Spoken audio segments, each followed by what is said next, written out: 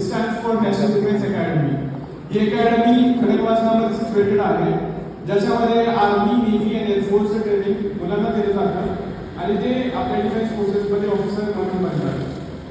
त्या एक्झामसाठी तुम्ही 12th पास करायला हवं. फॉर एअरफोर्स आणि नेव्ही PCM बॅकग्राऊंड असलं पाहिजे आणि आर्मीसाठी कोणतीही बॅकग्राऊंड चालते.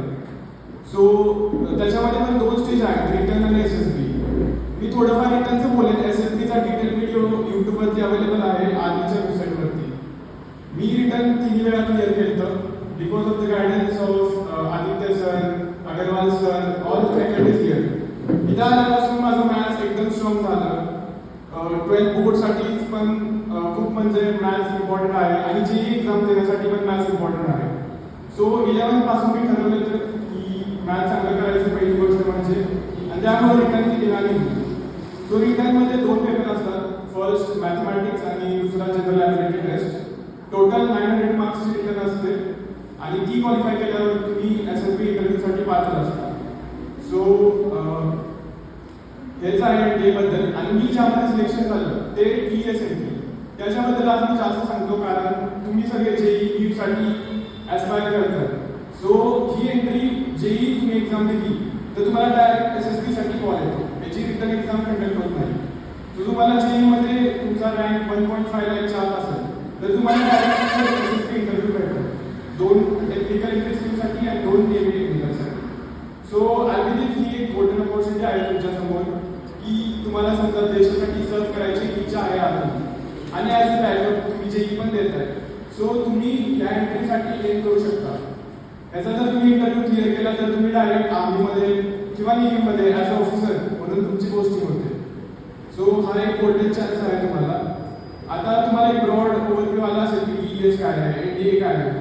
सो आता मी माझी जर्नी थोड्या मिनिटामध्ये तुमच्यासमोर शेअर करतो. माझं 8 पासून ड्रीम होतं की आर्मी जॉईन करायचं. लॉकडाऊन नंतर विचार आलेला की 12th नंतर काय करायचं आयुष्यामध्ये. त्यावेळी मी ठरवलं की आर्मी एक चांगला चान्स आहे ज्यामध्ये ॲडव्हेंचर्स ॲक्टिव्हिटी करायला भेटली. एक वेगळी लाईफस्टाईल आहे. JEEमध्ये तुम्ही इंजिनियर होता, तुमचं वर्क असतं, जॉब असतं, पण त्याच्यापेक्षा मला जास्त इंटरेस्ट आर्मीमध्ये आला. त्यामुळे मी 10thमध्ये डिसाईड केलं की SPA म्हणून एक्झाम असते आणि मुलींसाठी आता GSPA म्हणून चालू झाले. तुमच्यासमोर एक तिनं पण क्लिअर केलं आहे GSPA.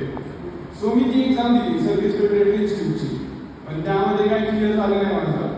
त्यानंतर मग मी मॅडमशी भेटलो की आता SPA तर क्लिअर नाही झालं, पुढे आता 2 वर्ष जर शिकायचं तर काय करायचं. पुण्यामध्ये थोडा अकॅडमी बघितला पण त्याची फी 5 लाख 6 लाख 2 वर्षासाठी आणि बीइंग फ्रॉम मिडल क्लास आणि हे अफोर्डेबल नव्हतं माझ्यासाठी. म्हणून मी मॅडमशी भेटलो. त्यांनी गायडन्स दिला की तू JEEचं प्रिपरेशन चांगलं कर. इथं आदित्य सर आहे, निलेश सर आहे, त्यांच्यामुळे JEE चांगली होईल आणि JEE चांगली केली की ऑटोमॅटिकली कारमध्ये NDA पण निघून जाईल. आणि ते खरं ठरलं. मी 2 वर्ष ते ॲडमिशन घेतलं आणि पहिल्याच अटेम्प्टमध्ये NDA क्लिअर झालं. पुढे JEEमध्ये पण 87% मिळाले, त्यामुळे ह्या एंट्रीज मला अवेलेबल झाल्या. आता NDA पहिल्या अटेम्प्टमध्ये क्लिअर झालं पण गायडन्स असा प्रॉपर आपल्याला लागत नव्हता मला SSBसाठी. त्यामुळे मी नागपूरला गेलेलो अकॅडमीला पाहून आहे, पण तरी पण मी स्क्रीन आउट झालो. SSBमध्ये फर्स्ट डिव्हिजन बाहेर पडलो. परत रिटर्न आलो. परत 12th बोर्ड्स होते, JEE होत्या आणि CET 3 एक्झाम मला पॅरलली क्रॅक करायच्या होत्या. त्याच्यासाठी मी सरांशी भेटलो, गायडन्स घेतला. अगरवाल सर पण मॅथ्ससाठी त्यांनी खूप गाईड केली CETसाठी. त्यामुळे मला CETमध्ये 98.56% मिळाले आणि मी आता PCC होईल पिंपरी चिंचवड कॉलेज ऑफ इंजिनिअरिंगमध्ये शिकतोय पुण्यामध्ये. सो तो पण एक चांगला बॅकअप झाला माझ्या मागे. आता हे नाही झालं तरी बॅकअप आहे इंजिनिअरिंगमध्ये. नंतर सेकंड अटेम्प्टला गेलो तिथं स्क्रीनिंग झालं पहिल्या दिवशी, पण परत 5व्या दिवशी मी इंटरव्ह्यूच्या राऊंडमध्ये बाहेर पडलो. त्याला कॉन्फरन्स राऊंड म्हणतात. परत थर्ड अटेम्प्टमध्ये मी आलो, थोडं इम्प्रुव्हमेंट केलं तरी पण मला त्यामध्ये यश आलं नाही.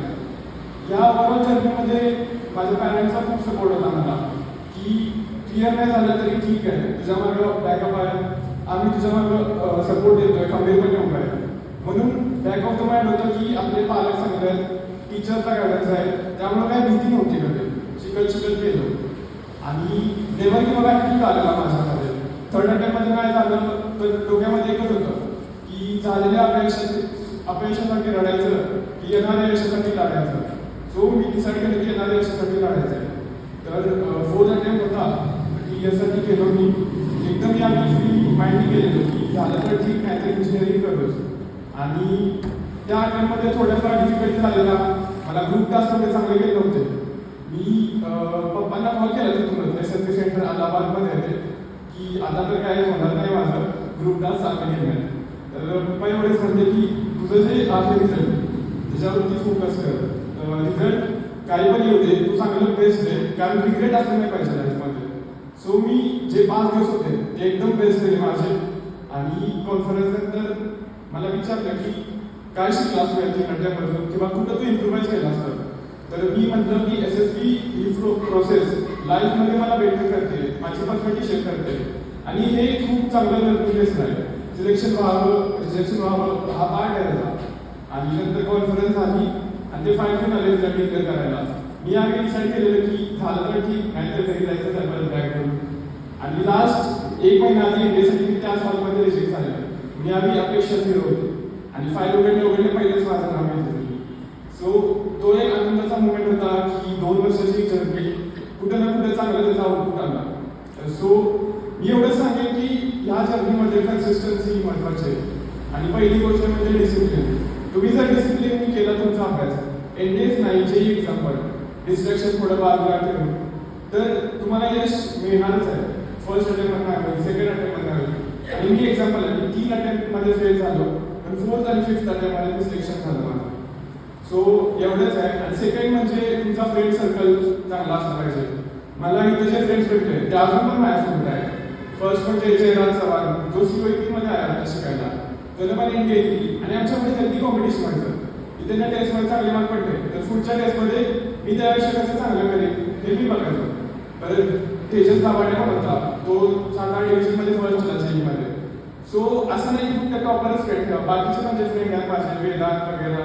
त्याला लॉ कॉलेज भेटतं चांगलं सो फ्रेंड सर्कल ह्या वयात चांगलं ठेवायचं कारण की हे जे वय आहे it can make you or break you so तुमच्या हातात आहे की तुम्हाला काहीतरी बनायचं आहे काहीतरीच ब्रेक व्हायचं आहे खूप सारे एक्झाम्पल आहेत ज्यांनी गायडन्स घेतलं चांगलं करत राहिले गिवअप नाही केलं त्यामुळे त्यांचं झालं आणि माझं होऊ शकतं तर तुमचं पण होऊ शकतं कशा तरी मेन म्हणजे तुम्ही जे केलं तर मी अर्ज करेन की ह्या ॲडमिशनसाठी पण ट्राय करा फॉर्म सुटतात मॅडम माहिती देतीलच कधी फॉर्म येणार वगैरे सो याच्यामध्ये ट्राय करा आणि एक गोल्डन ऑपॉर्च्युनिटी आहे तुमच्यासाठी बाकी आणि एवढं सांगायचं होतं एक्झाम वगैरे चांगलं करा गायडन्स घ्या आणि चांगलं करा wish you all the best